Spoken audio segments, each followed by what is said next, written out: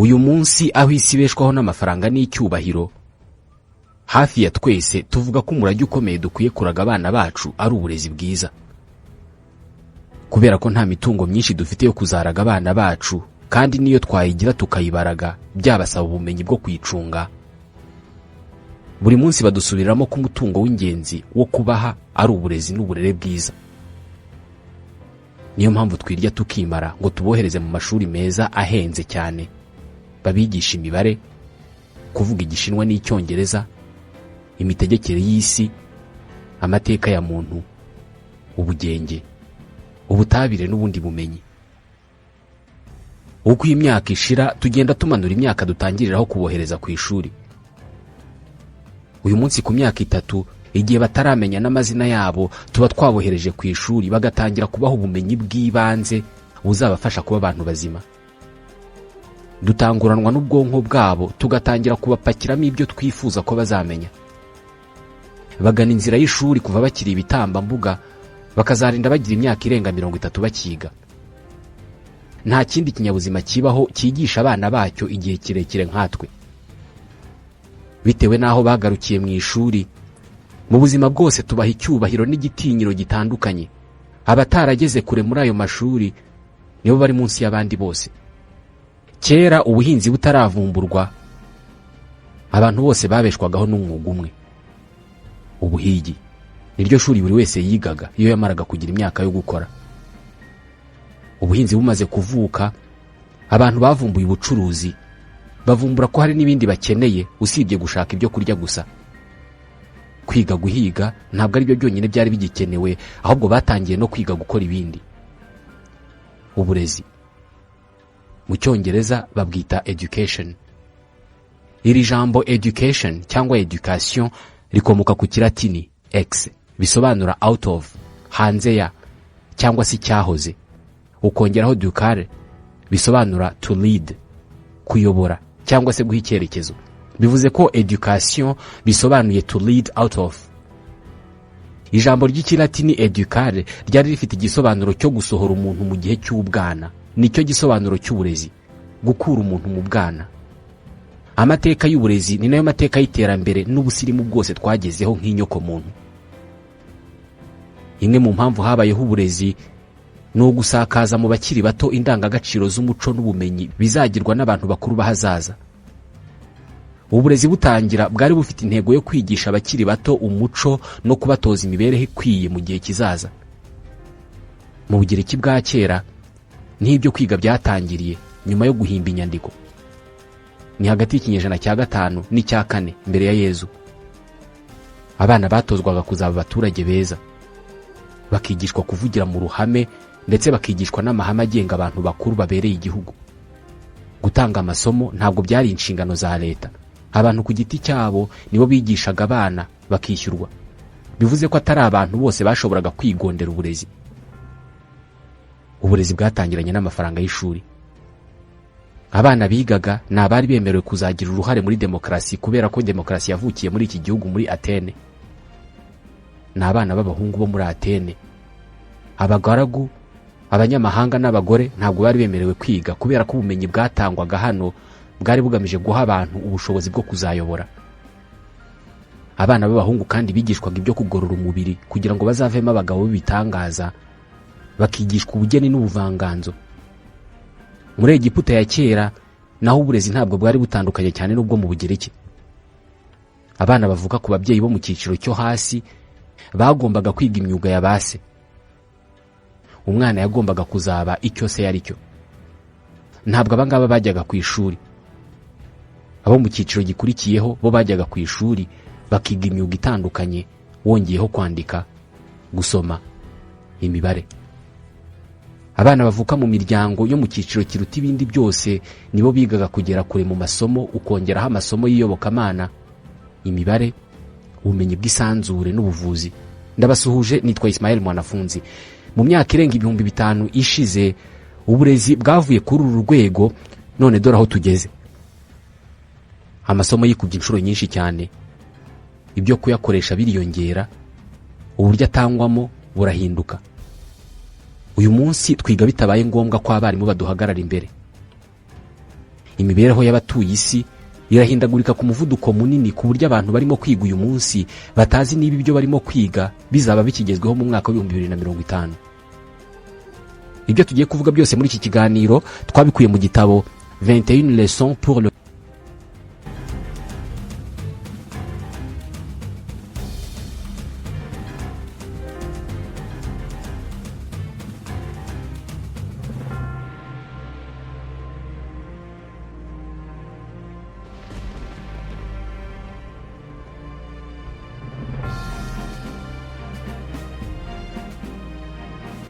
Ni gute tuzaba muri iyi si ihindagurika gutya, aho ibyo twigishijwe mu ishuri mu myaka ya kera bitakigezweho ndetse bimwe bitakinakenewe? Ni gute dukwiye kwitegura hazaza twebwe n'abana bacu mu gihe imibereho yacu idasiba kuzamo impinduka zikuraho ibyo twari twarigishijwe byose? Umwana warayavutse mu ijoro ryakeye cyangwa se urimo kuvuka kano kanya, byose nibigenda neza azaba akiriho mu mwaka wa 2100. Iki gihe azaba ari umuturage mwiza ushaje wo mu kinyejana cya 22. Ni iki tugomba kwigisha uyu mwana kizamufasha kwibeshaho no kugira umumaro mu muryango mugari wo mu kinyejana cya 22? Akeneye ubuhe bwoko bw'ubumenyi kugira ngo azabone akazi, azasobanukirwe ibibera ku isi, azanashobore kubana n'abandi muri ubu buzima? Nta muntu n'umwe uzi uko isi izaba imeze ejo bundi mu mwaka wa 2050. Mu 2019 mu ntangiro nta muntu wari uzi ko bishoboka kwiga hakoreshejwe ikoranabuhanga, umwarimu n'umunyeshuri batari mu cyumba kimwe kandi bari mu gihugu kimwe. Nta wari uzi ko ubuzima bushobora guhinduka aho ibintu byinshi bikorwa abantu bategeranye kandi bigashoboka. Mu Rwanda hashyizweho iteka ryemerera umukozi wa leta kuba yakorera akazi mu rugo bitabaye ngombwa ko ajya ku biro cyangwa se ahandi asanzwe agakorera. Mu myaka 10 ishize ntabwo ari abantu benshi batekerezaga ko hazabaho impinduka ziri kuri uru rwego. Ibibazo byo kumenya uko isi y'ejo hazaza izaba imeze ni ibibazo n'uyu munsi bidafite ibisubizo. Birumvikana no kuva na kera abantu ntabwo bigeze bagira ubushobozi bwo guteganya uko ejo hazaza hazaba hameze ngo babimenye neza ntacyo bibeshyeho, ariko uyu munsi bigoye ku rwego rutari rwarigeze kubaho mbere. Kuva ikoranabuhanga ryakwinjira mu mibereho yacu uko yakabaye, nta kintu na kimwe wakwizera ko kitazahinduka kugera no kubyo twizeraga ko bizahoraho iteka ryose. Mu myaka 1000 ishize hari ibintu byinshi by'ahazaza abantu batari bazi, ariko nibura bari bazi neza ko amahame y'ingenzi agenga imibereho y'abantu atazigera ahinduka cyangwa se azahinduka bitinze. Iyo uza kuba utuye mu Bushinwa bwo mu 2022 wari kubizi ko bishoboka ko mu 2050 ubwami bushobora kuzahinduka, ko ibyorezo bishobora kuzatera bigahitana ubuzima bw'ibihumbi by'abantu, ko abaturage benshi bazaba bagikora imirimo y'amaboko, ko abatware bazaba bagikeneye rubanda rwo kwifashisha mu gisirikare n'indi mirimo, ko abagore bazaba bagifite uburenganzira buri munsi y'ubw'abagabo, ko icyizere cy'ubuzima kizaba kikiri imyaka 40 kandi ko umubiri w'umuntu uzaba ukimeze nk'uko wari umeze mu 2022. Aha ni mu myaka 1000 ishize. Ibi byose twavugaga ntabwo ushobora kubivuga uyu munsi. Nta muntu uzi uko ubuzima buzaba bumeze mu 2050. Ntabwo tuzi niba imibiri yacu izaba igiteye uko iteye uyu munsi. Ntabwo tuzi niba icyizere cyacu cy'ubuzima kizaba kikiri imyaka turiho uyu munsi. Ushobora gusanga ikoranabuhanga n'ubuvuzi bugezweho bizaba byarahinduye imiterere n'imikorere y'imibiri yacu. Ntabwo tuzi niba imirimo turimo kwigira uyu munsi icyo gihe itazabikorwa n'imashini. Ntabwo tuzi niba akazi kazaba kagitangwa uko gatangwa uyu munsi. Mu Bushinwa bwo mu 2022 ababyeyi b'abakene bigishaga abana babo guhinga umuceri no gutunganya ubudodo bwo kudoda imyambaro. Abakire bigishaga abana b'abahungu babo gusoma amahame ya Confucius, kwandika no kurwanira ku ndogobe. Abakobwa babo babigishaga kuzaba abagore beza, batinya abagabo babo kandi bemera kuburizamo uburenganzira bwabo imbere y'abagabo babo. Ibi babyigishwaga mu 2022 ariko byari bikigezweho mu 2050. Uyu munsi ntabwo tuzi uko Ubushinwa cyangwa se ibindi bice by'isi bizaba bimeze mu mwaka wa 2050. Ushobora gusanga iby'abana bacu barimo kwiga uyu munsi nta mumaro bizaba bigifite mu 2050. Uyu munsi amashuri menshi ashyira imbere guha abana ubushobozi bwo kwishakira amakuru. Ibi byari bifite agaciro gakomeye mu myaka yashize kubera ko kubona amakuru byari ikibazo. Mu mwaka w'1800 umuturage wo mu mujyi muto wo muri Mexique ntabwo yashoboraga kumenya ibintu byinshi ku bibera ku isi. Nta radio yariho, nta televiziyo, nta kinyamakuru, nta somero rusange. N'inyandiko nke zo gusoma zabonekaga zabaga zivuga kuyobokamana gusa, kubera ko hari inyandiko ubwami butemeraga ko abaturage basoma. Ibi ni nako byari bimeze mu Burusiya, mu Buhindi, muri Turukiya cyangwa se mu Bushinwa. Kwigisha umwana kwandika no gusoma icyarimwe unamushyiramo ubumenyi bw'isi, amateka n'ibinyabuzima byaje ari iterambere rikomeye mu birebana n'uburezi. Uyu munsi mu kinyejana cya 21 dufite amakuru tudashobora kubona icyo tumaza naho tuyabika kubera ubwinshi bwayo.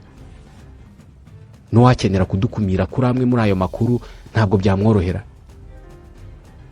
Umuntu usanzwe nkanjye nawe utunze smartphone, utuye mu ntara iyo ariyo yose ku isi, niyo yakoresha igihe cyose asigaje kubaho kuri iyi si asoma Wikipedia, ntabwo yazava ku isi arangije page zose ziyigize ngo narebe ibiganiro mbwirwaruhame byuzuye kuri internet, ngo anakurikira amasomo y'ubuntu atangirwa kuri internet arimo yigisha guteka, ubukungu n'ibindi.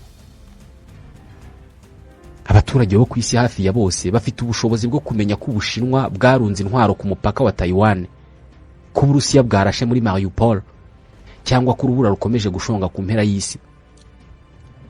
Hari amakuru menshi aturuka ahantu hose arimo navuguruzanya ku buryo binagoye kumenya yo kwizera. Ku isi imeze gutya, guha umunyeshuri amakuru menshi bitekerezwa ko ari cyo kintu cya nyuma umwarimu yakabaye akora. Amakuru barayafite menshi cyane. Bitekerezwa ko igikenewe ahubwo ari ukubaho ubushobozi bwo gushyira mu gaciro, bwo gutandukanya igifite akamaro n'ibidafite akamaro. Byose birihuta, nta gihe gihari cyo gukora ibyo ari byo byose. Ibyemeza abatuye isi bazafata mu binyacumi by'imyaka igiye kuza nibyo bizagena ahazaza h'ubuzima kuri iyi si. Igisekuru gituye isi uyu munsi nikibura ubushobozi bwo kureba isi mu bunini bwayo ngo hubakwe imyumvire y'uko buri wese yagira icyo akora mu mibereho yayo, ahazaza hayo hubwaho hazishushanya ntawe bigizemo uruhare. Usibye guha abanyeshuri amakuru menshi, amashuri menshi yo ku isi aha agaciro guhiganisha abanyeshuri mu birebana n'ubumenyi. Gukemura cyangwa gukora za equation cyangwa amahurizo y'ubwoko butandukanye, kwandika za kode mu rurimi rwa mudasobwa C++, kugaragaza ibinyabutabire bigize ikintu runaka cyangwa kuganira mu Gishinwa. Nyamara kuko tutazi bizaba bikenewe ku isi mu mwaka wa 2050, ntabwo tuzi mu by'ukuri ibizaba bikenewe ku isoko ry'umurimo ngo abari byo twiga tunigisha abana bacu uyu munsi. Dushobora kuba turimo kwigisha abana bacu kubaka gahunda za mudasobwa hakoreshejwe ururimi rwazo rwa C++, ukazasanga mu 2050 hazaba hari gahunda ya mudasobwa y'igitangaza izaba yubaka izindi gahunda za mudasobwa aho kugira ngo bikorwe n'abantu. Dushobora kuba turimo kwigisha abana bacu kuvuga Igishinwa kandi mu 2050 hazaba hari gahunda ya mudasobwa izagisemura Igishinwa n'izindi ndimi z'amahanga ku buryo uzajya woroherwa no kuganira n'Umushinwa udategwa, kandi mu by'ukuri ijambo ry'Igishinwa uzi kuvuga ryonyine ari niao. Abantu bize mu myaka yashize bashyize ingufu nyinshi mu byitwa calcul mental, cyangwa se gukora no kubara imibare mu mutwe badatekereza ko hari igihe ku isi buri wese azaba afite telefone igendanwa irimo akamashini gakora imibare ku buryo ntawe uzongera kwivuna akora imibare yo guteranya, gukuba, kugabanya no gukuramo mu mutwe. Abantu bize mu myaka ya kera bigaga kwandika n'ikaramu batozwa kunoza umukono ku buryo ibyo yandika byose bisomwa na buri wese bitamugoye. Ntabwo bari barigeze batekereza ko agaciro ko kwandikisha ikaramu kazagenda kagabanuka kugera aho kenda gushiraho, aho inyandiko zose zizajya zandikishwa mudasobwa, wakwandikisha ikaramu bakakubwira ko nta gaciro bifite. Hari abantu bize amasomo y'ubwubatsi, ubwarimu cyangwa se ubuganga mu gihe cy'ibinyacumi by'imyaka batazi ko mu 2020 imbuga nkoranyambaga zizabyara imirimo mishya yo gutangaza amakuru no kwamamaza ihemba neza kurusha abaganga n'abarimu n'abubatsi bafite ubumenyi bwuzuye imitwe bize mu binyacumi by'imyaka. Ntabwo mu by'ukuri tuzi by'isi y'ejo hazaza izabikeneye. ni iki mu by'ukuri dukwiye kwigisha abana bacu uyu munsi? Hari impuguke nyinshi mu birebana n'uburezi zemeza ko amashuri yari akwiye gutangira kwigisha agendeye ku byo bita 4C: pensée critique, communication, collaboration na créativité. Ni ukuvuga ko abanyeshuri bakwiye kwigishwa gusesengura amakuru babona, gutumanaho bikwiye, gukorera hamwe no guhanga ibishya. Icy'ingenzi, bakwiye kwigishwa uko bazajya binjira mu mpinduka n'uko bazajya bazibamo, bakigishwa no kurinda ubuzima bwabo bwo mu mutwe mu bihe bidasanzwe, kubera ko nibyo twiberamo. Kugira ngo uzabashe kubaho neza mu isi yo mu mwaka wa 2050, ntabwo ikizakenerwa gusa ari uguhimba ibitekerezo bishya, ahubwo mbere ya byose ikizakenerwa kurusha ibindi ni ukwiga guhinduka wowe ubwawe, kandi mu buryo buhoraho. Impinduka ntabwo zizasiba kutugwa hejuru. Hamwe n'umuvuduko w'impinduka zibaho uyu munsi, ubukungu ndetse n'igisobanuro cy'inyoko muntu ubwabyo bifite amahirwe menshi yo guhinduka. Nibyo, impinduka nta gihe zitabayeho, ariko izirimo kuba uyu munsi zo nta zindi zisa nazo zabayeho. Mu 1948 mu bihugu byo mu burengerazuba bw'isi, amamiliyoni y'abantu bavaga mu byaro by'iwabo bagasiga amasambu n'amatungo yabo bakajya mu mijyi gushaka akazi ko gukora mu nganda. Izi nizo mpinduka zabagaho. Ntabwo byashobokaga ko muri icyo gihe abantu uzababona barahinduye igitsina, ngo wari umugore ahinduka umugabo, wari umugabo ahinduka umugore, cyangwa ngo biyongeresheho icyumviro cya 6. Ikindi kandi, uwabonaga akazi mu ruganda rukora imyenda yabaga yizeye ko ako kazi azakagumana kugeza apfuye. Uyu munsi ninde ufite akazi afite icyizere cyo kumarana imyaka 20? Mu 2048 amamiliyoni y'abantu bashobora kuzimuka bakava mu mijyi batuyemo bakajya mu ikoranabuhanga, bagasa naho ariho batuye, bagasa n'abahagaritse kuba muri ubu buzima bwacu tubamo, bakaba bafite ibitsina bihitiyemo, gabo, gore, cyangwa bagahitamo kutagira igitsina icyo ari cyo cyose muri binari mvuze. Ikindi kandi, ibirebana no kugira ibyumviro, abantu bashobora kwitereshaho ibyumviro birenze ibyo dufite mu buryo karemano, kubera ko bashobora kwinjiza mu mibiri yabo utwuma dutuma bakora nk'imashini aho gukora nk'abantu b'inyama n'amaraso. Nibabona akazi, bazaba bafite ibyago byinshi byo kugatakaza mu gihe kitarenze imyaka 10, kubera ko hazaba haraje imashini zikora neza kubarusha. Nta muntu n'umwe uzi ubwoko bw'impinduka zizaba mu mibereho yacu mu myaka igiye kuza. Kuva twamenya ubu buzima, tubuzi bugabanijemo ibice bibiri byuzuzanya: igice cyo kwiga no kwimenyereza ubuzima, gikurikirwa n'igice cyo gukora. Mu gice cya mbere cyo kwiga no kwimenyereza ubuzima, wahawe amakuru yose ku mibereho, uhabwa ubumenyi bukwereka uko isi iteye n'uko ibayeho, bigufasha kubaka ibikuranga bikugira uri uyu munsi. Nubwo ku myaka 10 iwanyu baba baragukuye mu ishuri bakakohereza kurinda umuceri no kuwubagara, igikorwa cy'ingenzi wakoraga icyo gihe kuri iyo myaka 10 kwari ukwiga kurinda umuceri, ukamenya uko wera, uko bawukiza ibisambo, n'uko ugurishwa, n'ukwiga n'ubundi. Mu gice cya kabiri cy'ubuzima bwawe, wishingikirije ubumenyi wungutse cya gihe ukiri mutoya, maze ubasha kubaho muri ubu buzima, ubana n'abandi, ubasha kubaka ubuzima, utanga umusanzu mu muryango mugari n'imibereho yawe.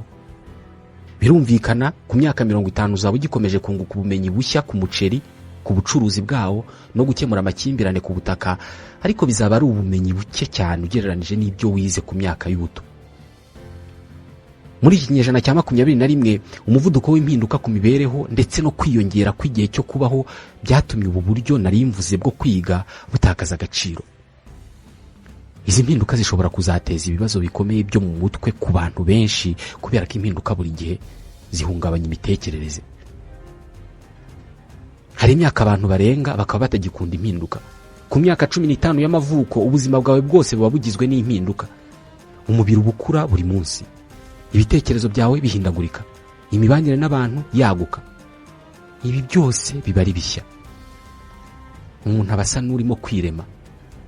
Benshi mu ngimbi n'abangavu batinyiza impinduka, ariko ni impinduka nziza cyane. Kuri iyi myaka, isi yose ibiri imbere yawe, ugifite uburenganzira bwo kuyikoresha icyo ushaka.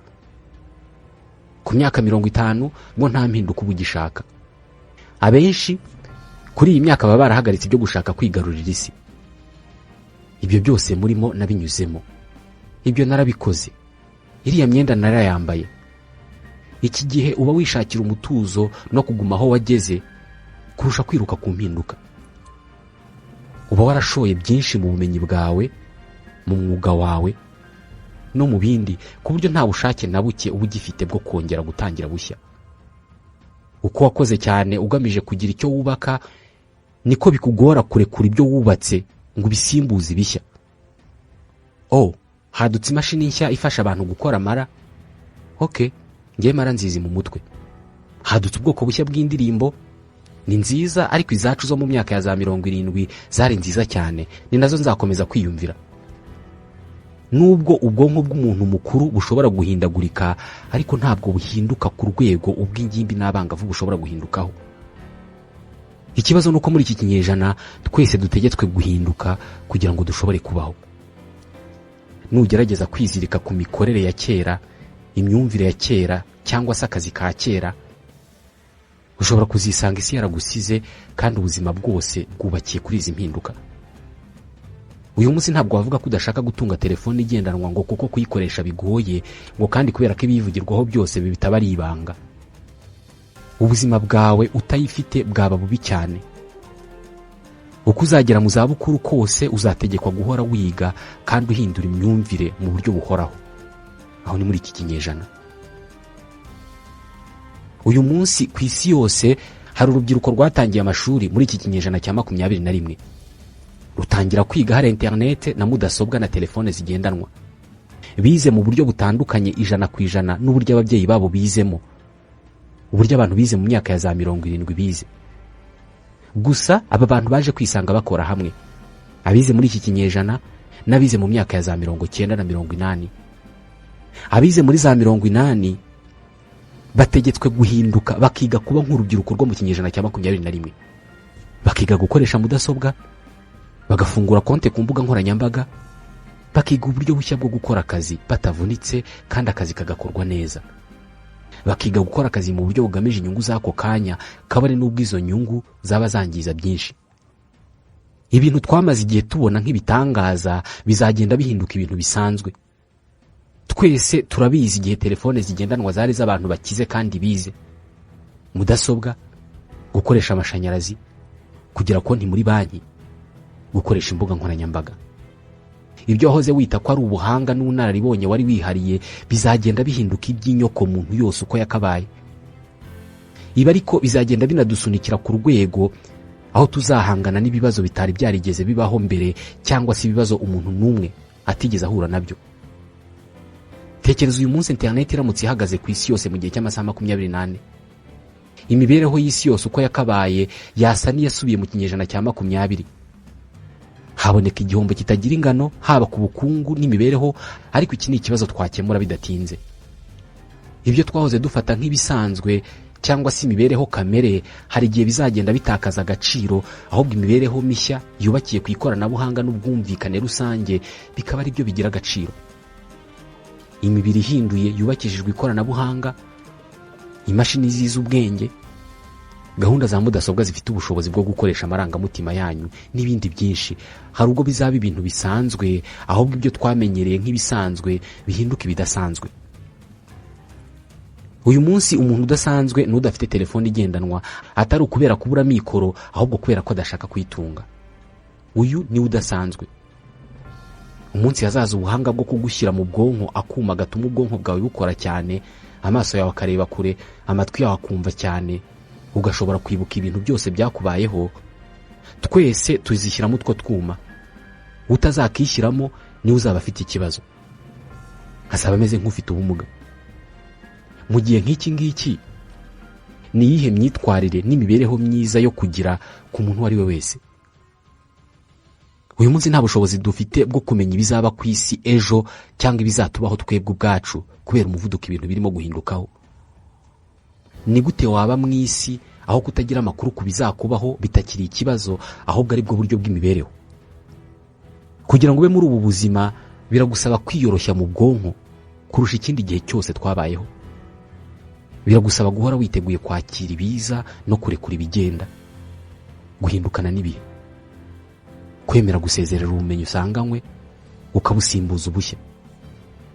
uhoze uzi kwandikisha ikaramu abantu bakunda umukono wawe, uyu munsi uwo mukono wawe mwiza ni wowe ushimisha wenyine, kubera ko twese twandika kimwe kuri mudasobwa. uri umuhanga cyane mu gukora imibare mu mutwe, uyu munsi nta kintu kinini uturusha twebwe, kubera ko natwe ibyo ngibyo tubikoresha imashini mu kanya gato cyane kandi tutavunitse. Ikibazo nuko kwigisha abana bacu tubabwira ko ibyo turimo kubigisha bishobora kuzahinduka ejo cyangwa se ejo bundi bigoye cyane kurusha kubigisha amara cyangwa impamvu zateye intambara ya mbere y'isi. Uyu munsi kubigisha uko intambara ya mbere y'isi yagenze ntabwo bigifite umumaro munini cyane, kubera ko babirebye muri filime. N'abarimu ubwabo ntabwo biteguye, kubera ko izi mpinduka za buri munsi nabo zirabareba. Impinduramatwara y'inganda yaduhaye ubwoko bw'uburezi bukora nk'uruganda. Gufata abanyeshuri ukabigisha ibintu bitagamije kubahindura mu myumvire cyangwa se mu marangamutima, ahubwo bigamije kuzabafasha kubihahisha mu gihe kizaza. Amashuri yacu ateye ate? Rwagati mu mujyi cyangwa mu gace runaka hari inzu nini yubatse mu buryo bukomeye, ikaba igiye igabanyijemo ibyumba bitandukanye, ariko byose bisa kandi biteye kimwe. Byose bigiye biteyemo za pupitre ziri ku mirongo. Iyi nzogera ivuze, wowe na bagenzi bawe bagera muri 30 mwese mwavukiye rimwe, mwerekeza muri kimwe muri ibyo byumba. Buri uko isaha ishize hinjira umuntu mukuru akabahagarara imbere agatangira kubabwira amagambo. Haruza akababwira imiterere n'imikorere y'isi, undi akaza akababwira amateka y'isi n'ibihugu biyigize, undi akaza akababwira imikorere y'umubiri w'umuntu. Aba bose buri kwezi bahembwa na leta cyangwa se umushoramari washinze iryo shuri. Ngiri ishuri ryo mu kinyejana cya 20 no mu ntangiriro z'icya 21. Buri wese muri twe arabizi neza ko ubu bwoko bw'uburezi n'imyigishirize byakoze akazi gakomeye mu kubaka intiti zituye isi, ariko ubu ngubu n'uburyo bw'imyigishirize burimo gukendera.